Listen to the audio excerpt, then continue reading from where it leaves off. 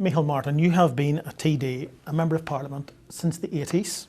You've led your party for 13 years. You've been Education Minister, Health Minister, Enterprise Minister, Minister for Foreign Affairs, Taoiseach and Taoiseach. Why would you want to be Prime Minister again? Well, I'd love to continue my involvement in politics, and that's why I'm putting myself before the people. I mean, Ireland has made a lot of progress over the last number of decades, but we have very serious challenges facing us. We have a lot of unfinished business in a lot of areas, and housing in particular. And I'm very anxious to get on top of these issues and to really help meet those challenges into the future. I have led as Taoiseach through fairly difficult times and major shocks such as COVID-19 and the war in Ukraine and the consequential energy crisis that resulted from that. I'm engaged fully and very committed to public service and to making sure that we can meet the challenges that lie ahead. You have already ruled out going into coalition with Sinn Fein. What's the democratic reason for that? I mean, if the people decide that Fianna Fáil should try to form a coalition government with Sinn Fein, shouldn't you have a go at it? Well, I think it's a policy-based position, and there are fundamental policy differences between Sinn Fein and Fianna Fáil, not least in the housing matter, because, for example, Sinn Fein want to crucify first-time buyers. They want to get rid of the Help to Buy scheme and the First Home Bridge the Gap scheme, two schemes that together, if you put them together, can give up to 80,000 to a first-time buyer. Sinn Fein want to get rid of those schemes. We have set up the Land Development Agency.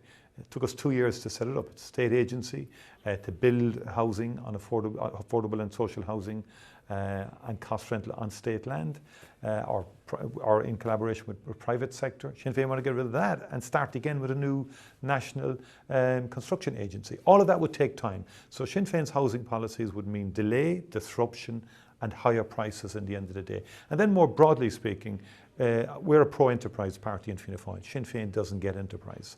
And in my view, given that it's proposing $3.5 billion of tax hikes, it would destroy the small to medium-sized sector in Ireland. And then we are pro-positive Europeans. Fianna Fáil led Ireland into the European Union. Sinn Féin opposed it at that time and opposed every single treaty since then. And they're not positively, proactively pro the European Union. And that's a big issue because that had a transformative impact on modern Ireland. Let's just stick with the housing issue for a moment, because Sinn Féin, of course, would say that you told people 4 years ago to vote for you because there was a housing crisis. But that crisis has deepened. In 2020, 10,246 people in emergency accommodation, and today it's 14,716. Yeah, and we would say in return, we need to do more. We acknowledge the serious challenges facing us, but we have the better policies. And in particular, 125,000 houses were built over the last 4 years. So Fianna Fáil did take the portfolio. We did change momentum in housing. Fianna Fáil has got us back building houses again, but we need to do more. And now that we've put the foundations in terms of the Land Development Agency, and in terms of the Planning Act that we have passed, we are saying let's get on with it now. We believe we can double housing input over the next 4.5 years over what we did in the previous 4.5 years. Let's talk about the other big issue then, immigration. When the coalition came to office, immigration was less than 100,000. It's now more than 150,000. The figure for asylum seekers has risen from 4,000 to 33,000. Do you understand the concerns that ordinary people have about asylum seekers living in their areas? Or do you think those concerns are just whipped up by the far right? No, I understand the concerns. There are very, very real concerns in communities across the country. There has been a very significant increase in those seeking asylum in this country, pre-COVID and post-COVID. Pre-COVID is about 3,500 per annum. Now we're at about 14,000 to 15,000 per annum. And that's apart altogether from the impact of the Ukrainian war.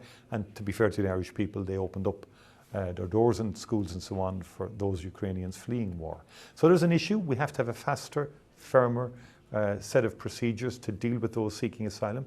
Those who are not entitled to seek asylum should be returned, and we're part of the EU-wide Migration and Asylum Pact. That will enable us to do that more efficiently and effectively. Fianna Fáil is proposing a new Department of Domestic Affairs, which would take the migration issue in totality into one department. And also that would involve a border management agency, a national security function as well within that department. Now, I have to say, the entire issue is a consequence of a world in turmoil. Wars in the Middle East, war in Sudan, war in Ukraine, autocratic regimes in places like Eritrea and elsewhere.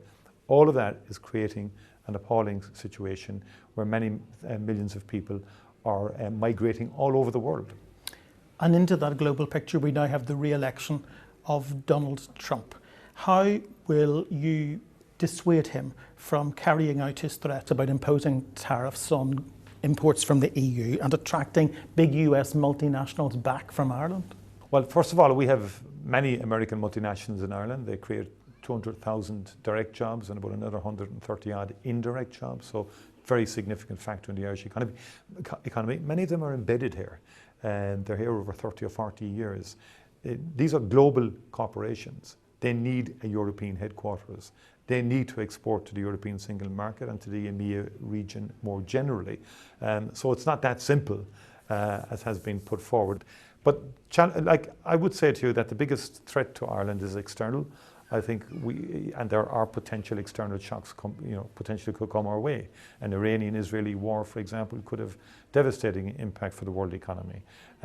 President Trump, if he proceeds with tariffs, but then I think corporate America may impact on him. He's a businessman fundamentally, and he will not want additional costs on American consumers. And as I said, these American companies are global companies. I want to ask you just about one eye-catching manifesto policy, decriminalising the possession of drugs.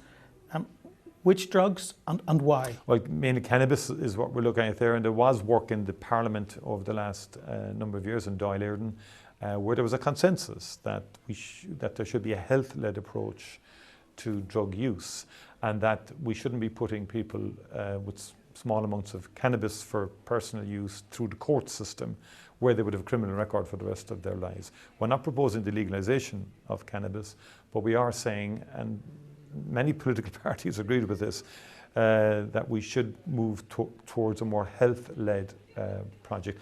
We did this before with heroin. We brought methadone clinics in the 90s and early 2000s to deal with the heroin epidemic in Dublin at that time.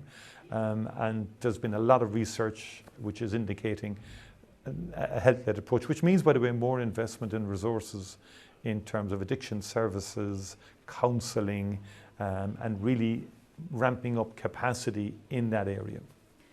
The relationship with the next door neighbours in the UK has been a bit bumpy, largely because of Brexit, but Mary Lou McDonald says in her first conversation with the British Prime Minister, if she was Taoiseach, she'd be demanding a referendum on Irish unity. Is she right? No, I think my view is, look, I'm a Wolfe Tone follower, and the focus being on uniting people, Protestant, Catholic and dissenter. That's always been my creed, and I put practical flesh on the bone of that when I became Taoiseach and I set up the Shared Island Initiative, the most consequential initiative since the Good Friday Agreement itself. We put $1 billion behind that initiative to get a lot of projects done, research projects between universities north and south. The narrow water bridge talked about for 25 years, now after commencing. The Ulster Canal being finished. The Geopark in Cuilca between Fermanagh and Cavan, purchased by the Shared Island funding. 25 local authorities working with each other across the border on various projects. The arts working together on various art projects. And the list goes on. And then thousands of people involved in a Shared Island Dialogue series, young people, women, New Irish, climate and biodiversity, all-island network. To me, that's the pragmatic flesh on the bone. Let's build reconciliation. We've had enough of rhetoric. If rhetoric and all of these calls that Sinn Féin go on about, we've had that for 75 years. It didn't achieve a whole lot. But it's getting behind reconciliation. It's about people. And I've always been inspired by Seamus Mallon saying, one time in the launch of his book, and he was talking about his neighbour who was a planter 400 years ago. Well, he said, it's about time we learned how to share this piece of ground that we call home. Micheál Martin, thank you. Thank you.